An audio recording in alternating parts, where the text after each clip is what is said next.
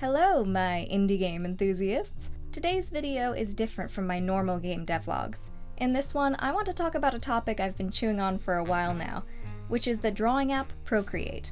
As pretty much every online digital artist knows, Procreate has been taking the community by storm. Not only is it cheap for a drawing application, it's also only a one-time payment, which is unheard of in the world of awful subscription-based services, which are infecting every part of the software landscape.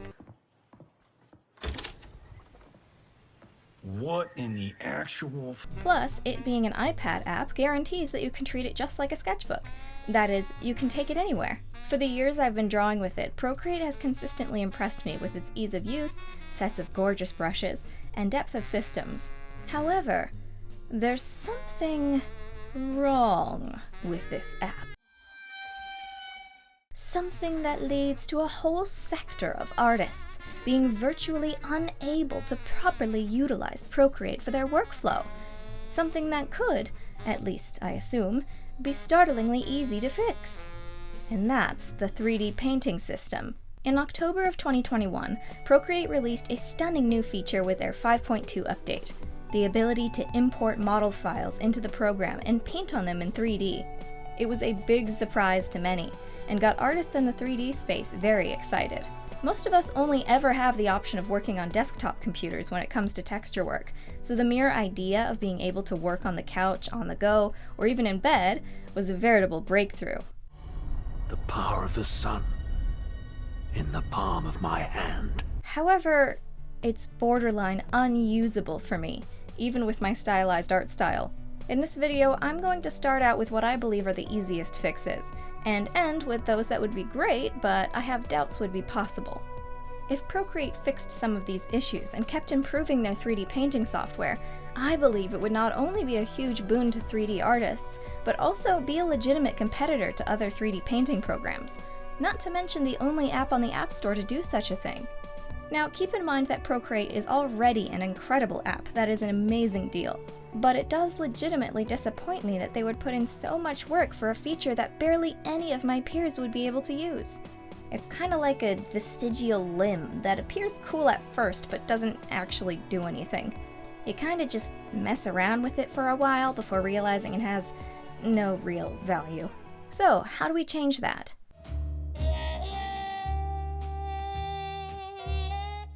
Okay, to start, I'm going to bring up the issue I noticed first thing when trying to use 3D painting. There is no unlit mode.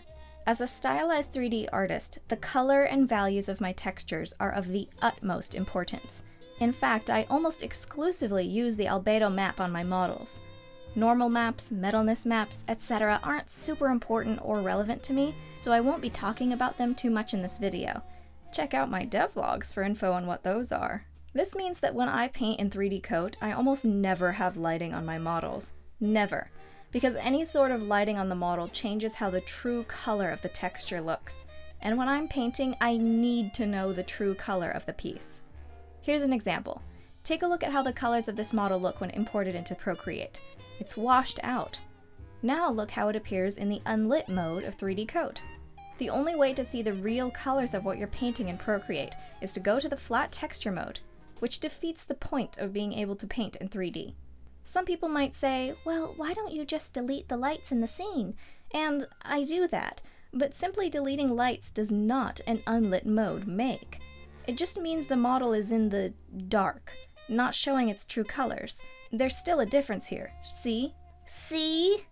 Look what they need to mimic a fraction of our power. If you're a 2D digital artist, imagine that you had to paint all of your pieces while there's an unremovable filter on top at all times. Or that your iPad is always being glared at by the sun. Or the screen is broken and showing you altered colors. It would be frustrating because you know that what you're painting isn't how it will appear once you export it. In fact, I can't even color drop the true color of the texture when painting. It's all tinted by the lighting. This makes blending absurdly tedious, as I have to go over and over back to the flat texture mode to see the true color of the piece, color pick it, then go back to 3D mode and blend. This leaves me with only being able to consistently use Procreate for flat tiling textures like floor tiles or trim sheets. I barely touch the 3D function. That's tragic. There's a long thread on the Procreate forums full of similar sentiments. People talking about how even this one little function would fix the program for many. That, paired with... When first bringing my models into 3D Coat and putting the model into unlit mode, there is a problem that immediately arises. I can't see what I'm painting on. Obviously, when the model doesn't have any lighting information on it, and it's just the flat colors, it, well, looks flat.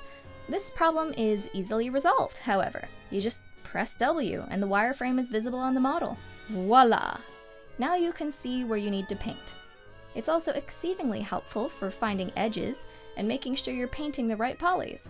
You also must have the wireframe toggleable on the 2D painting mode so that you don't accidentally start painting into the margins of another piece of the model. Frankly, I'm simply shocked that Procreate doesn't allow you to toggle your wireframes. It's a must-have feature for any 3D painting program. Another essential feature that already exists in other 3D apps like Nomad Sculpt is a symmetry tool. This is fairly self-explanatory. I want to be able to toggle this option even for meshes that don't have mirrored UV maps. It's a huge time saver in 3D Coat and would be a boon to Procreate. Here's another tool I use literally all the time in 3D Coat, a freeze tool. This helps to isolate specific pieces of the model so that I won't paint over parts I don't want to. It's not just a lasso tool, it specifically freezes parts of a model that are part of the same object, but not the same connected mesh. This is essential for a fast workflow that doesn't require me to fix a bunch of stray brush strokes. Here is something that I don't think is exactly essential for everyone, but for me it definitely is. 3D Coat has a brush option called a Polygon brush. It works like it sounds. Instead of painting like a normal brush, it only paints each polygon. Almost like a fill tool, but for polys. This is so helpful for painting edges and other hard surface objects. It saves me an almost ridiculous amount of time. Here, watch a comparison between trying to paint an edge manually versus using the Polygon brush. Now, there are ways to mitigate this using the rectangle selection tool, but that only accounts for if you have perfect straight UVs for your mesh, and not every hard surface object is straight and rectangular. Please add the Polygon brush, please!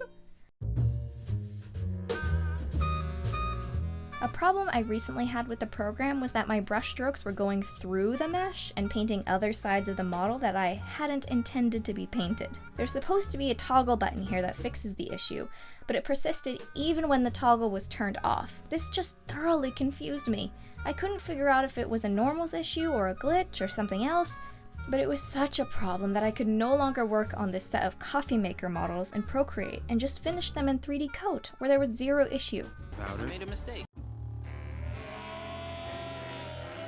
Us indie game artists are a cheap lot. We scrounge and scrape for any scrap of time-saving techniques we can. This means that when we model stuff, we tend to reuse as much as possible, especially so for texturing. When I modeled this wooden overhang for my indie game's cafeteria, I only modeled a small slice of the thing before mirroring and copy-pasting the rest, then merging them into a single object. This means that the texture looks like this. I only need to paint here in 3D Coat, and then all the other sides will automatically have the same brushstroke appear. And I can paint on any of the model's sides. It doesn't really matter. It'll show up regardless because they're all taking information from the same texture source. Again, this kind of thing is essential for building indie games like Noiramore Academy. Most all of my models use some form of texture overlap or mirrored UVs. But Procreate really doesn't like this. If I take this same model that so wonderfully worked in 3D Coat and put it into Procreate, suddenly it becomes a nightmare to paint. For some reason, I can only paint one of the slices of the model. The other slices don't work. My strokes don't show up. So every time I work on it, I have to remember which slice of the fabric I'm supposed to paint, then which wooden frame, which wood post. It's a hassle that sucks away valuable time and overall just feels bad. Made another mistake. Now, I acknowledge that this could be more of a processing issue with the iPad itself than a Procreate issue. I don't have the technical know-how to say for sure, but if it's possible to fix, I'd be grateful. An orthographic view of a model is kind of like when the camera is squished so that there's no perspective applied to the object at all. Everything is flat. Here's a good example of a perspective view of the front of a character versus an orthographic view. So when texturing a hard surface object like this coffee machine, it would be nice to get a completely flat view of it when painting, especially for some of the straight lines and other design elements. This is a lower priority ask for me, but still something that would be very handy to have.